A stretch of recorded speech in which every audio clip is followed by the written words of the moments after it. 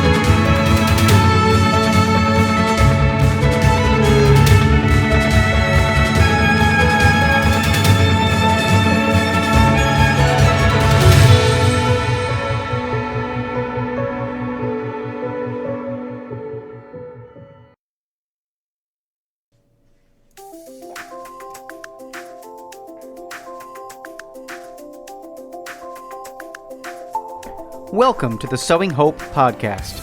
This is a show all about implanting hope in our hearts. I'm Bill Snyder, joined by my friend Ann DeSantis.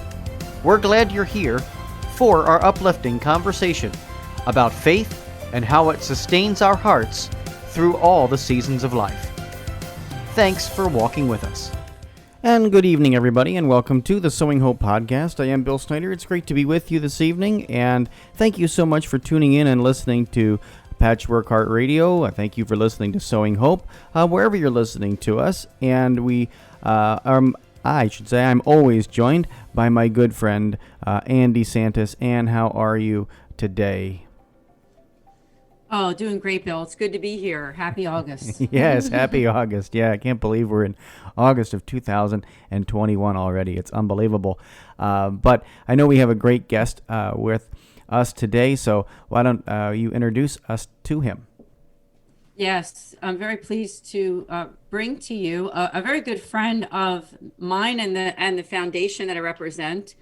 We have Marek Rudak, and I'm going to read you his bio because it's really an amazing bio. It will give you an idea of who he is. He is an ICF credentialed coach on a mission to employees to earn their dream promotions by growing their leadership skills. He was born in communist Poland and lost his dad at a young age. When his mom remarried at age 14, Marek moved to the United States. Feeling like he was the fifth wheel in his new family led him toward a desire to control. He focused on earning his worth through accomplishments. Marek graduated in the top 10% of his class at West Point and became a Ranger in the 82nd Airborne Division, where he deployed to Iraq and Afghanistan. Upon separating from the Army, Marek went with the highest paying job he could find, ExxonMobil, where he worked on multi billion-dollar projects all over the world for 10 years. A tough divorce led Marek to a lot of soul searching and multiple life changes. After meeting the love of his life, Mark decided to quit his job and commit himself to coaching full time. Currently, Mark provides on demand executive coaching as a benefit to C suite leaders and their teams nationally and internationally for companies like Zillow Group, Autodesk, Pinterest, NASDAQ, the New York Times, and Technip FMC. If you have questions about your situation, you can schedule a complimentary call with him by clicking, well, I'm reading his bio, but there's a Calendly, he has a Calendly link. But you can go to his website and see that link there if you'd like to schedule that complimentary call at marekrudak.com. Welcome, Mark. Thank you so much for joining us on Sowing Hope. Oh, thank you. And thank you for this beautiful introduction, and pleasure to meet you, Bill. I know we kind of talked a little bit back and forth on Facebook, so it's actually very nice to be able to put the face to a name. So I'm really glad and looking forward to having a very nice conversation with you guys. Yeah, looking forward to it as well. Yeah. So why don't we start out with that bio? Because, I mean, you and I have talked a lot of different times before because we met through Smart Catholics, and Dominic was a guest here, right, the founder, and Dominic's connected so many people. I mean, I have to give him a lot of credit, Dominic D'Souza. But I mean, basically, you have done some work with me through the foundation I represent. And in fact, you and I just finished up the 3-part series in July called Getting Back to Mass After COVID. And that was an amazing virtual event. And I just want to encourage people that if you didn't get to see that, to go to nonatus.org and to our podcast and videos page, where you'll be able to actually see those videos that we did, which was amazing, to talk about this past year and what everybody's been through. So right. Thanks so much for all you do. But let's get back to you and what you do, and tell us more about those life beginnings, because like you said, you grew up in communist Poland. Here you are in the United States and flourishing. Tell us, what was it like in your early life? Yeah, so my early life, in a way, I was very blessed because I grew up in a Catholic family. I went to church regularly. Ever since I remember, I've attended some form of religion classes, so I definitely had the right intellectual formation. But the challenge for me was, especially looking back, is that I never really had an emotional connection with my faith. So in other words, I could tell you, the Stations of the Cross, the 10 Commandments, or whatever I needed to get an A on the test. But I just didn't really see how that fit in my life. For example, we went to church regularly, but like we never talked about the homily or the readings. Like the only time I remember us talking about anything that happened at church is being my family member criticizing what somebody wore or said at church. It was never really like about the message and connecting into our life. It's just something that we did. Similarly with First Communion, like to me, First Communion was like Christmas. Especially back in communist Poland, we didn't have a lot of things, and to me, First Communion was like the biggest gift that I got to date, which was a bike. And so to me, that was really my first encounter with communion, was that it was about getting things. It wasn't really so much about what it means to me spiritually and my work with Christ. And then another thing that really hurt me growing up is I had a very abusive grandfather, and he was just so critical, very, very he's the kind of person that could choose the words that like really cut you deep inside, that really undermine your confidence. And so what I grew up with was this sense of I'm not good enough, I'm not smart enough, I'm not whatever enough. And so ever since that experience in my childhood home, I was all about how can I prove to the world that what my grandfather planted in me was wrong. And so one of the things that happened was when I was 10, my dad passed away. And later, when I was 14, my mom remarried, moved to the United States. I moved to the United States. I was able to get into a very good high school, a Catholic high school, when again, I got a lot of faith formation. But to me, that was my opportunity to prove my worth. At the time, my mom started having kids with my stepdad, and to me that even made me feel even more like a fifth wheel in my family, like I don't really belong here. And so it's up to me to make the most out of that opportunity. And so while looking back, I would have still went back to West Point. If I had to do my life all over again, I would still would have went to West Point. But to be totally honest, at the time I thought, it's like, wow, what an amazing opportunity. Like I look at all these guys in uniforms, you see, heroes in the movies, with the military experience. I was like, man, if I can go to West Point, wear that uniform, have those badges, then I finally feel like I'm worth it. All these things that my grandfather said were wrong. But the thing about achievements is that it's never enough. It's never enough. So Yeah. every time I achieved something, for example, getting to West Point, it was enough. Then it became school. Then I had to be top 10% of my class, which is a great achievement. But then it was like, man, why couldn't I be 5% of my class? It just kind of on and on it goes. You get a little bit of a temper high, but it's not sustainable. And so that was kind of the background of my formation. Intellectually, I knew a lot, and obviously I was pretty good at school. I was pretty good at figuring things out. But to me, faith was something that nice people do. And if I have some time after I retire, maybe, or maybe further in my life, I look more into this faith life. But right now, I had a lot more important things to do, which was racking up accomplishments and getting to as high status as I possibly can. Yeah, I always love to hear your story, even though I've heard it several times, just from smart Catholics and from the work that we've done before. And even though you wrote the book called The Love Driven Man, and obviously it's a book that's kind of geared for men, right? But Right. I have an Audible subscription, and I love Audible, and I listen to the entire book in its entirety. And even though, obviously, as I said in the other podcast I did with you, I'm not a male, but I got a lot from The Love Driven Man. I really Awesome. did, not only to help myself, but also to understanding men and even my own husband. And so I just think it's a great book that you can get on Amazon or Kindle or even Audible.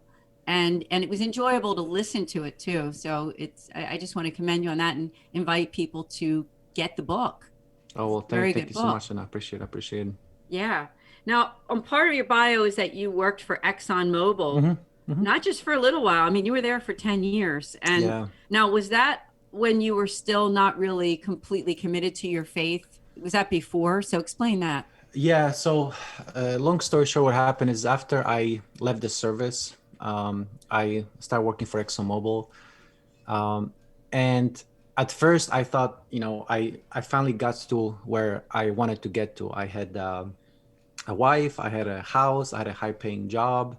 I thought I had it all. And so in fact, what I was, in my first couple of years at Exxon, what I did is I did this rotational assignment to Nigeria, where I spent 4 weeks in Nigeria and had 4 weeks off in Houston. And so I just wrapped it up. I just hit my 30th birthday, and I thought, well, what's the next achievement? What's the next check the box? It was to start having kids. And I was like, okay, it's time to start having kids, because I finally achieved enough to feel like I'm a worthy dad, that I can teach something to my child. And what happened was, unfortunately, is I found out that my ex-wife was cheating on me, and that was so painful. So I mean, that was like the biggest pain experience in my life. I've been in Iraq, I've been in Afghanistan, and that pales in comparison to that betrayal. It was I knew our marriage wasn't perfect, but it was the last thing that I expected, and it was the darkest time. I came very close to committing suicide. There were literally weeks, I'm serious, weeks where I couldn't sleep. It was just a very super stressful time, and as painful as it was, unfortunately, it was exactly what I needed to wake me up, because now all of a sudden, my house of cards collapsed. And as painful as it was, I finally had an opportunity to build a new house on true foundations, on real foundations. And, it wasn't overnight. I'm not one of those guys who had that kind of road to Damascus moment where I just had this instant conversion. It was very slow, but it was very methodical. And so what happened is during my time at ExxonMobil, slowly but surely, as I got closer to God, I really love this analogy from Socrates from the Republic, the allegory of the cave, is that once you see the light, it's very hard to look at the shadows again.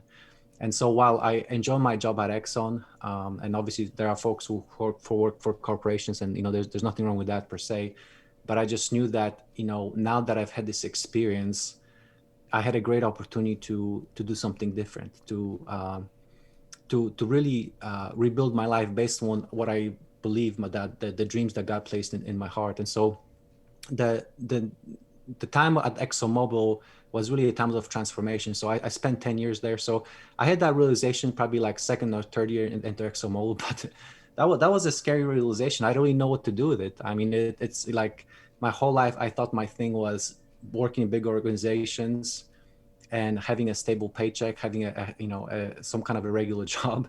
And all of a sudden, like, I felt like this was not it. And I didn't really know what to do with that feeling or emotion. And so that's why it took me a good few years to grow closer to God and be able to discern what exactly is the next step that God wants me to do. Yeah, let me tell you, I think there's a lot of guys out there listening to you talk right now, and thinking, man, I have such a similar story, because guys are driven by success, and that's something that they just have inherently as part of as part of their being. Like, they want to succeed in life. I remember hearing a talk by Nick Frank at Steubenville several years ago, and he said, the one thing that men want to know from their dads is, are they going to make it? Are they going to make it in the world? Are they going to be able to succeed?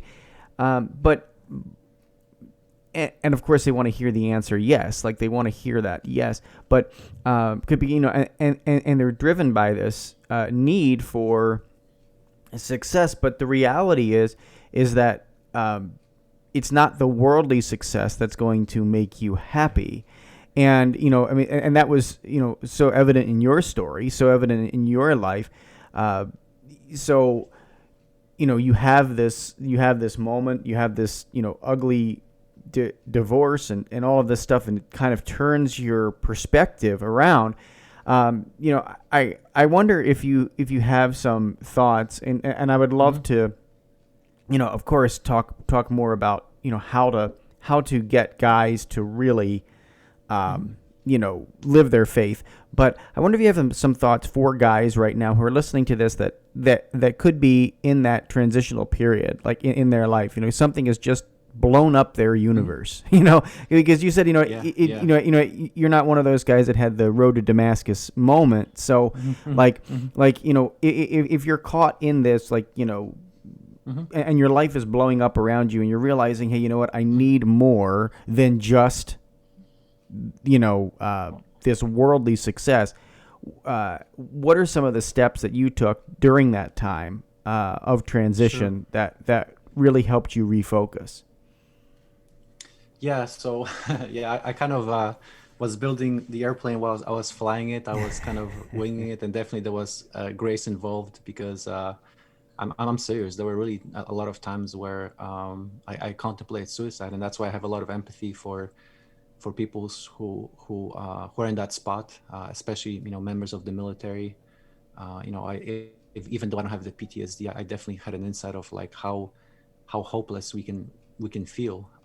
There's a saying that suicide is a call for help, and I've definitely been in that space where it feels like it's only gonna get worse. There was just nothing to look forward to. And so a couple of things that really helped me looking back. First of all, it's a fantastic opportunity to get closer to God. And I think that what sometimes happens is where things go sideways is that we expect answers right away, and when those answers don't come, we feel like God doesn't work, or God doesn't listen to me, or God doesn't love me. And so I just need to keep myself protected and stick to what I know, because even though it's not working, at least I know the results that I'm gonna get. I'm not gonna be happy with the results, but at least I know what I'm gonna get. And so the thing to remember is to take time, create space, because as painful as those experiences were, it's exactly what I needed for me to really understand what what the scripture is about. Because I remember being all these religion classes, reading all these stories about these saints or biblical characters, and talking about suffering. Like for example, like the Sister Faustina's diary. Like the main theme is suffering. Reflecting on Jesus' passion, and when things are kind of going hunky dory, it's really meaningless. But when you're in that space of suffering, all of a sudden, all these things that I heard started making sense to me. That I was able to connect to these characters, to their suffering. In that context of suffering, I found God. And so what I would recommend for men who are struggling and especially in suffering, make that space for Jesus. I know that sometimes, especially if we're coming back to faith, we might not know the prayers, we don't have the routines. Like one fantastic thing that I really recommend for anybody is adoration. Adoration was pivotal in my, I guess, reconversion story, because it's one of the things for a priest to say this is my body, and the church to say this is my body, but it's a totally different thing to actually experience it. And it's one of those things that I can't really put into the words the experiences I had in adoration. And oh, by the way, it doesn't happen every single time either. But it's like one great analogy that I heard is it's like getting a tan, like getting a tan at the beach. You don't know what's going to happen, but but just being in the presence of sons, you're going to get a tan. And same thing with adoration. Like I can't tell you exactly how it's going to feel for you, but I know you're going to get something out of it, and so I really encourage it. So spending time with God, and if you don't know where to start with adoration. Another thing I really recommend is journaling. I mean, it's a fantastic tool, because what happens is when we're struggling, especially with emotions we don't know how to process, and we don't have the language, we tend to stuff these emotions down. And these emotions, until we deal with them, they're going to own us. And so I know that sometimes maybe going to therapy or to a coach might be a step too soon, or people are not comfortable. But the beautiful thing about journaling is nobody has to read it. But what you find is, like, the more you write it out, the more comfortable you'll be able at describing what's going on, how you feel, and you'll be in a much better position to deal with it. So that's like another wonderful thing that I experienced. And then the third thing is community. Seek out community. I know that sometimes it's not very easy to find good people to hang out with, but they're out there. It takes effort. At the church, there's Knights of Columbus. For example, there's That Man Is You program. There's a lot of different ways to meet wonderful people. And I know that it might not happen right away. It might take some effort, but being in the right community, it's like having workout buddies. Obviously, all of us worked out or in some shape or form. And, you get a okay workout when you work out by yourself, but how much of a better workout you get when you the body within the group. I think that's why CrossFit is so popular, and so that's why it's very helpful to find that community, find out somebody that you feel comfortable talking to, because that will help you realize that you're not alone. That person you're talking to, they're probably going through something as well. And when you hear those stories, when you're comfortable sharing your stories, you will develop that camaraderie that's going to help you make it through those difficulties. It's kind of like that concept that we hear in the movies Band of Brothers. That concept applies in our everyday life if you find the right people, the right team to associate with. Yeah, I totally agree. Bill, that was also a great question, I have to say, that you had for Mark. And it's because I was going to lead into that as far as the next part of your bio, where you say a tough divorce led you to a lot of soul searching and multiple life changes. And after meeting the love of your life, you decided to quit your job and commit yourself to coaching full time. So leading into like the advice that you just gave, can you tell us more about how your wife came, your current, your wife now came into your life, and things have been kind of on an upswing, I think. I mean, life is never perfect, right? But definitely since you met her, I think that your life has definitely gone into a very good direction. Tell us more. Yeah, for sure. So, the ironic thing is that after my divorce happened, I said, this is it. No more women. I'm done. It's not worth it. I thought that there's no way I'm going to be able to trust a woman again. And in fact, what I did is I requested an assignment to work in Angola, because I just felt so ashamed. I just wanted to disappear from the face of the earth. And so over there in Angola, I worked a lot on the construction vessels. And so to me, I just wanted to hide. And I thought that I'm just going to do these types of jobs for the rest of my life because I feel like I'll never be able to find a woman that loves me, and B, it's like I just don't think it's worth it. But guess what happened? As soon as the assignment wrapped up, it was about like a year and a half. I came back to the United States, and what I do? I didn't just sign up for Match. I signed up for eHarmony, Christian Mingle, all these different dating websites. And you know, and I guess my thinking at the time was like, hey, as an engineer, the best thing for me to do is just throw as many things on the wall and see what sticks. And that's what was my approach. But the problem with that approach is that, and I didn't realize at the time, is that I had wounds that need to be healed. And obviously, you know, I definitely don't, you know, like when it comes to infidelity, like I definitely don't believe that it's my fault that my ex-wife cheated. But the fact of the matter is, it's easy for me to just blame everything on my ex-wife. I wasn't a perfect husband either. There's a lot of things that I could have done differently. And all these things, I quite frankly should have dealt with before even considering getting married. And so what happened is, when I had these dating experiences, it was kind of like these deja vu moments. Like it was like a different woman, but similar experiences. And it was just hurtful in a sense that, you know, obviously I had a good time. You know, at the time I was a different person, so I had a lot of casual sex, and those things feel good for a period of time. But after a while, it's like, what's going on? What's going on? And so as I was getting closer to God, I realized that I needed to do things within myself to be able to get ready for a holy relationship. And so, you know, obviously a lot of it was prayer. Some of it was also working on myself. For example, through therapy, I found out that I was codependent, and so my weakness was narcissistic women. I was just attracted to narcissistic women, and that just created a whole another toxic dynamic. But then another thing is me taking the church's teaching on sexuality seriously, because, you know, things like pornography, things like masturbation, things like sex before marriage, like, yeah, I understand that's a nice thing to do, but who actually does that, you know? And because, you know, I was always surrounded by, from the time I was at West Point, with men who watched pornography. I can't think of at the time one person who waited to have sex till marriage. I thought, you know, this was like, you know, nice talking point, but nobody actually does it. But the closer I got to God, I just had that desire for holiness. And again, it wasn't a road to Damascus moment when I, you know, and one day I stopped, you know, but in that process, it took me about a few years, but I quit pornography, praise the Lord. Then I quit masturbation, praise the Lord. And then when I met Jesse, that was my first dating relationship where I actually practiced theology of the body. Because what happened, you know, initially I didn't care about it at all. Then later on, as I became, you know, closer to God, you know, that was my intention. But, you know, oops, things happened, and, you know, and that was okay because, you know, it happened.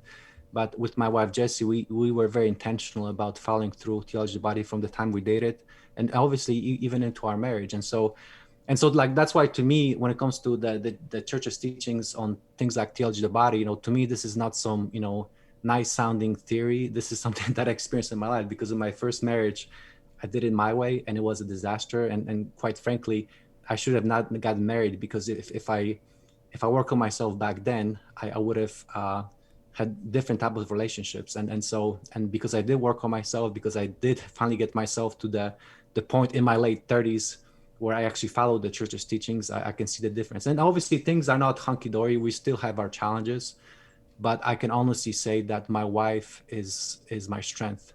You know, we still struggle with things like infertility and things like that, but it's things that are outside of our control when it comes to having my spouse as somebody who supports me. Because I'll tell you, you know, probably one of the most difficult things that I've done, and that includes West Point, war, is actually starting my own business. I tell you, that brought up so many fears, so many insecurities, and it's so difficult. And that, quite frankly, if I had not been married to Jesse, I would have been right back into corporate America, which is not to say that there's anything wrong with corporate America, but I just wouldn't have the strength and the courage to persist in the dream that God placed in my heart. Yeah, it's just beautiful. I love to hear your journey because you're very honest. You know, your bio and your story, you don't hold anything back. And I think people need to hear that. I think they need to hear how you've been at very low points in your life, and even your openness in talking about, you know, your human sexuality and your experience as a man and being divorced and going through everything that you went through. Mm-hmm. So if we could also talk a little bit about, you mentioned pornography. I mean, Bill and I have had guests on this podcast that have also talked about that topic. And for men, it is something that needs to be opened up and looked at and find ways to get help. Would you have any words of advice for people who are listening that might still be involved in it? And maybe you can help them too through the coaching that you do. Yeah, sure. So actually, I recorded a video for Heroic Men. Maybe you can put it in the links. It's a free video. You just have to give them an email address, so you get put on the mailing list. But it kind of talks about my pornography journey. But yeah, when it comes to porn, I mean, I remember like I did live teen for a couple of years when I used to live in Woodlands when I was still single, and I remember the statistic how on average kids get exposed to porn at age 8. And I thought to myself, no way, that's way too young. But as I think about myself, that's about the age that I saw my first pornographic magazine. And oh, by the way, that was in communist Poland with no internet. It was just magazines. And I still saw it in communist Poland. So nowadays it's so much harder with telephones, with smartphones and computers and instant access to internet. And so this is something that has been with me really since I was 8 years old, and it just kind of progressed. And to the point that I just did it. I mean, even when I realized that it wasn't a good thing, I just couldn't stop. And so the thing that I want to encourage people who want to stop pornography, this is not something. I mean, yes, there are people who quit overnight, but that's an exception. Typically, the people who quit are the ones that take their time and take it one day at a time and do not get overwhelmed with the relapses. For me, like, to this day, I can't tell you the last time I watched porn because, quite frankly, I thought I was going to relapse. But basically what happened is I just made an intention to create more and more space between when I get the urge to watch porn and when I actually watch pornography. So at first it was a minute, then was a couple of minutes. And so I kind of built out that resistance muscle to pornography. And so, again, I don't remember the exact time I watched porn for the last time. My best guess is that from the time I became intentional about quitting porn to actually when I did it was about 3 years. So it's a long time, but it's so worth it. And the ironic thing is now I literally have zero desire to watch porn. Like, it's like not even a thing. It's like I'm actually disgusted by porn. If for example, God said, okay, it's okay to watch porn, I don't want to watch it. It just, it's just really scary how something that I thought I couldn't live without, now it's like even like I have zero temptation to watch it. It's disgusting, but for vast majority of my life, I couldn't live without it. And so, check out that video. Maybe men can, put in the description. There's more specific tips in there, but the main one is that it's not gonna happen overnight. It's gonna take time, but trust me, when you get there, it's gonna be so worth it. That's awesome. I'm glad. I'm so glad you're open, and sharing and talking about that area of your life, and I'm also glad that you've just given people a lot of hope that's out there that may be struggling with this, because as you mentioned, people that quit this do it. There's certainly a few people that can quit overnight, but that's the exception to the rule. And so I think that it's also the desire to want to quit, and I think that as you said, you kind of build up the muscle. I think that goes with anything that you want to change. It takes time, and in this world of instant gratification, especially now, as you kind of alluded to, you have smartphones, you have instant access to internet. You can just plug in and say, I've got this information. Oh, I'm good. I can watch this. I can see this. I can get it on demand at any moment in my life. And what we've lost is the art of doing just exactly what you're saying you're doing.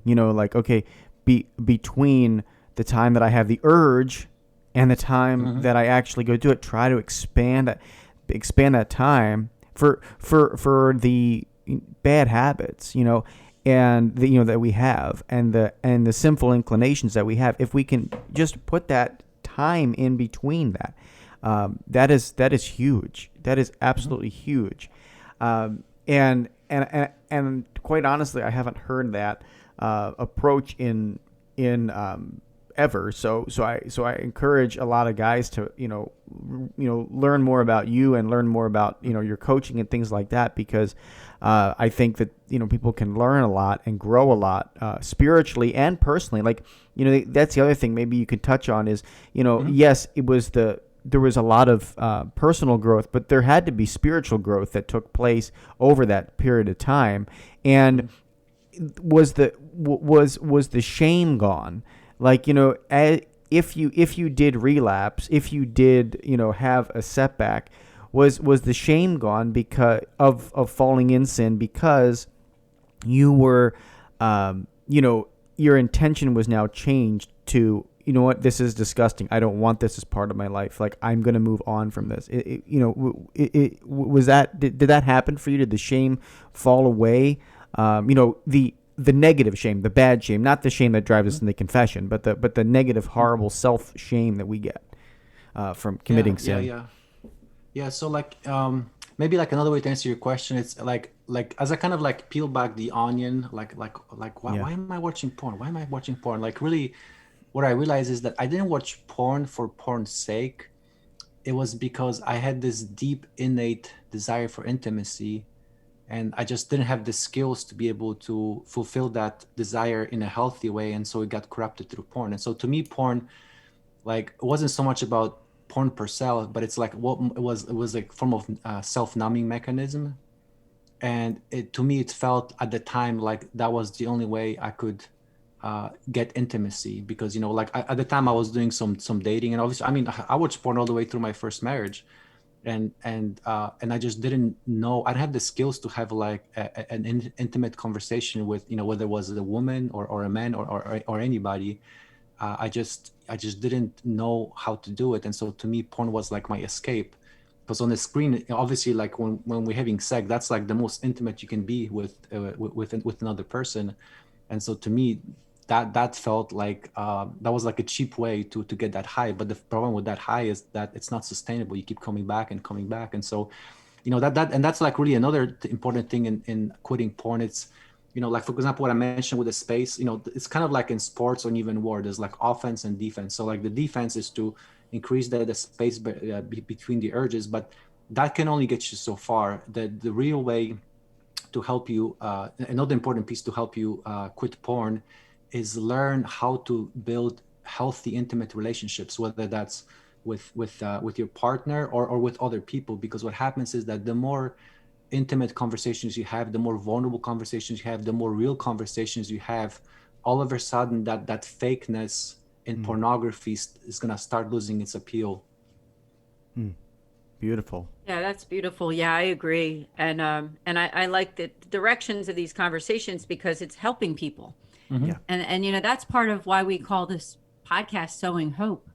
It's all about sowing hope into broken hearts, Patchwork Heart Ministry. And that's actually how Bill and I came together with this podcast, was the idea of wanting to sow that hope. So on the topic of the spirituality, first I had a question, if you had anything else that you wanted to share, because we'd love to also hear about what you're doing with this executive coaching, because what it says here on your bio is that you provide on-demand executive coaching as a benefit to C-suite leaders and their teams nationally and internationally.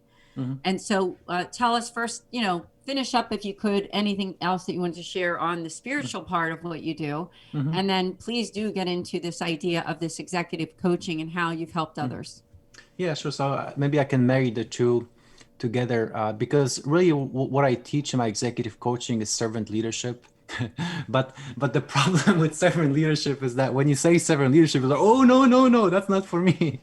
Whether that's executives because they're like, hey, I didn't pay my dues to be a servant, or even Catholics. I remember I did this one interview for Catholic Gentlemen, fantastic organization. And then like one of the people made a comment like, yeah, servant leadership, that's a nice thing, but as a man, I can't afford to do that because I am called to be the head of the household. And so the irony is that people assume that if you practice servant leadership, then basically you lead from behind, or you're not being a real leader. So that's like one thing that really, as I reflect on the leaders who had the biggest impact on me, there were several leaders. They took the time, they were patient, they didn't get they didn't, like, if I messed up, they didn't write me off based on my first or second mistake. They really realized my potential and really helped me grow. And so, and as I look, that's what I want to do. But let's be honest, even though I've come a long way, I teach it, I'm definitely not perfect. And so, like, kind of going back to the theme of spirituality, like one thing that is really super helpful for me, and I pray it every single morning, is the litany of humility. Because as I look at myself and my shortcomings, that is the biggest area where I can still improve is humility. And so I pray every single morning, and I'm seeing improvements. Obviously, I still have a long way to go, but that's why I'm still here on earth. If obviously there was not much for me to learn, God would have already taken me. And so like what I do in my coaching sessions is help people become better servants, but not call it servant leadership, but by giving them the skills to better understand how they can be better leaders in a particular situation. So for example, like one common situation is giving feedback. A lot of times leaders are not comfortable with that because they're, let's be honest, who likes conflict? So if you go into the session or a performance review, or you have to give somebody feedback with that mindset that, hey, I'm gonna tell somebody what they're doing wrong, or I'm gonna focus on their weaknesses. Nobody feels good about that. You on the receiving end. Nobody wants to be told that they're not good at something. And obviously, as a leader, unless you got some other deficiencies, you're not gonna feel very comfortable about telling people what they're doing wrong. And so, like, what I teach people to do is look at it as an opportunity to serve the person, to give them the information they need to become a better leader. To look at it from perspective is like, hey, this is what happened. I think we lost his internet. Are you still there, Ann?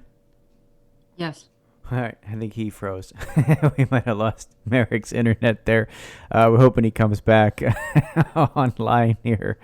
I don't know what just happened, but we've had a few of these.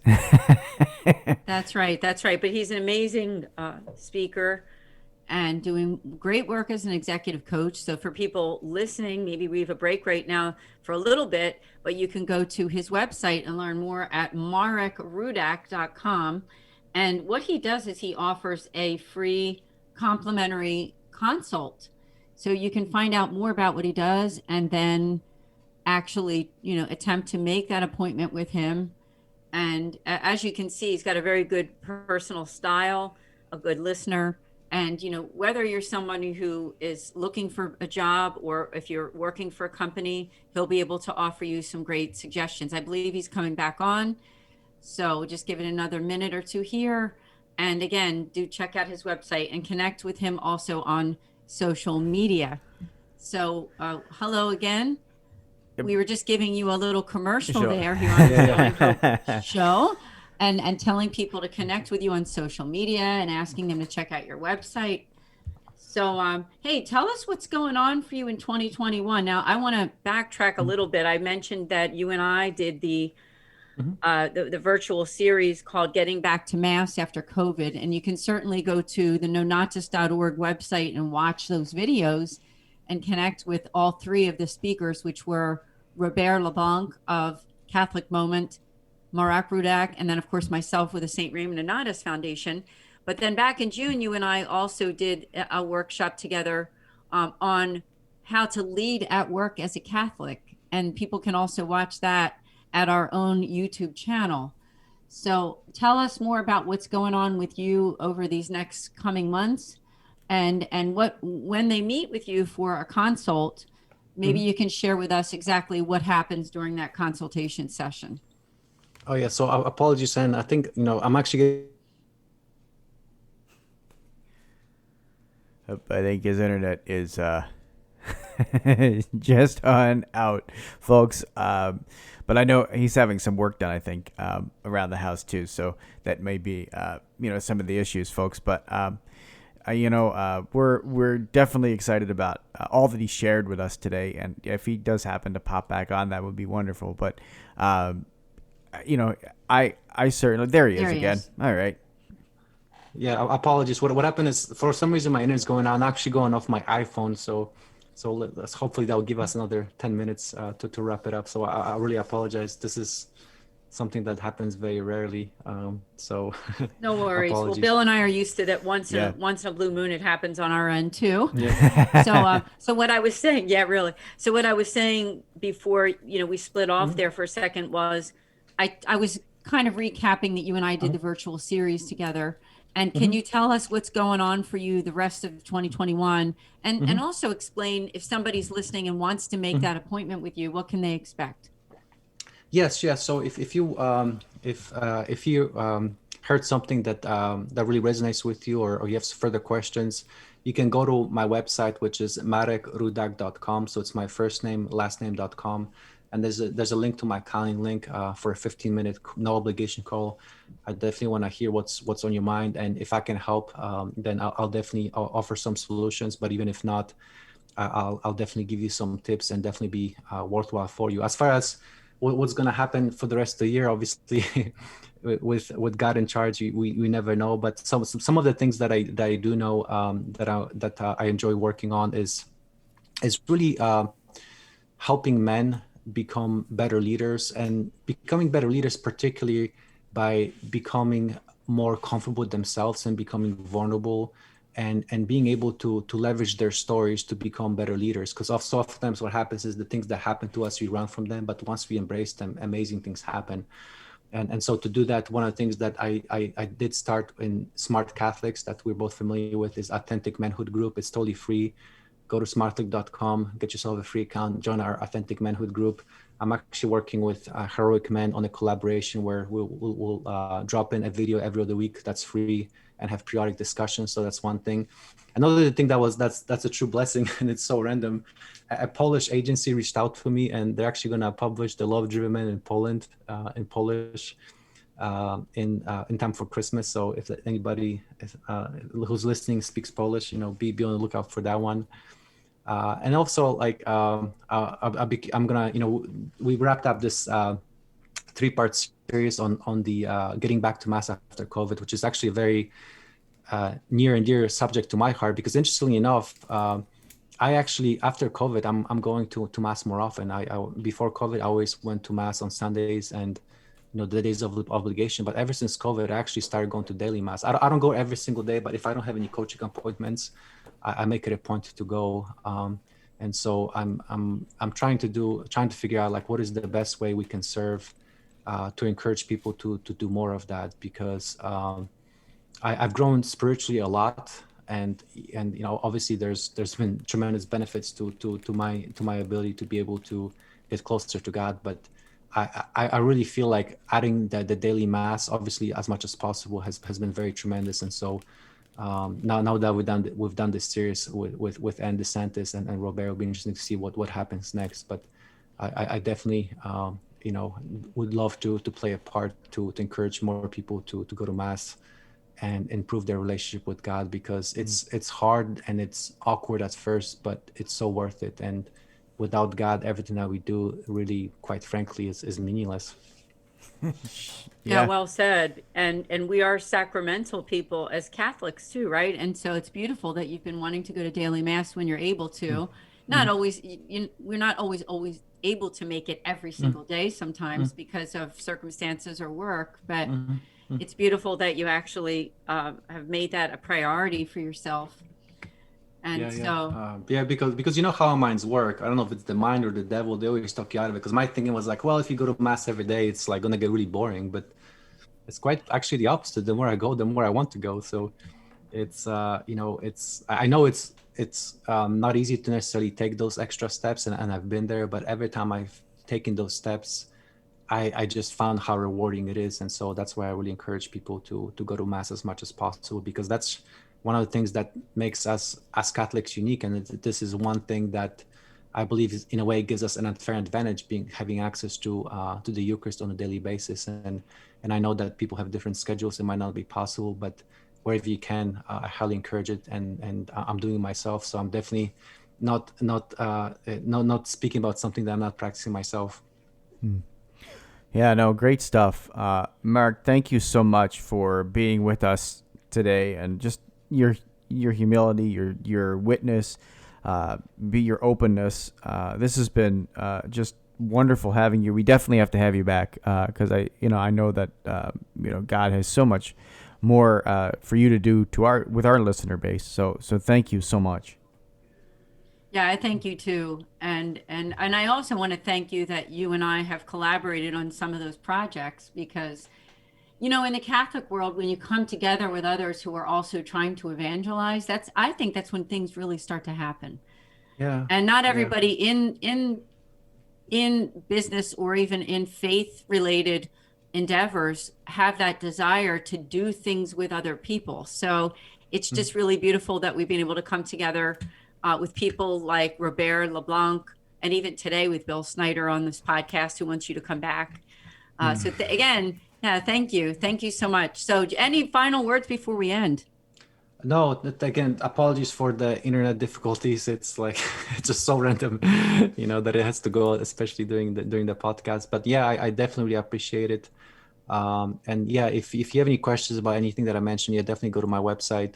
And then if you can put that link to Heroic Men video about how mercy helped me to quit porn, I'll definitely I'm willing to share it, because that's like one thing that I feel is missing in Catholic ministry. We talk a lot about ideals, which is fantastic. We need them, but I don't think we talk enough about how to actually get to those ideals, because that's a very lengthy, a very humbling road, and a road with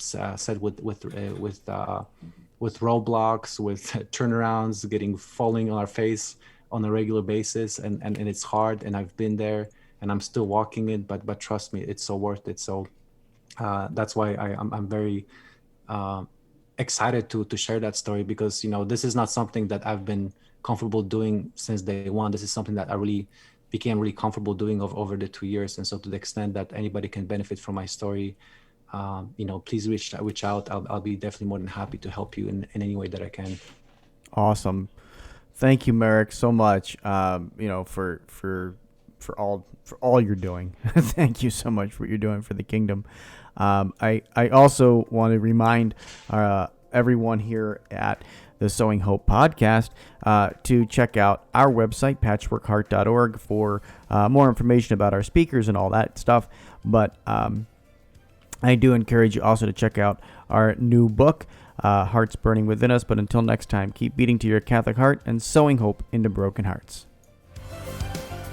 Thanks for listening to this episode of Sowing Hope on Patchwork Heart Radio. For more information about this podcast and our ministries, visit our websites, patchworkheart.org and andesantis.com. You can also follow and interact with us on Twitter at PWH Ministry or Andy Santis 2.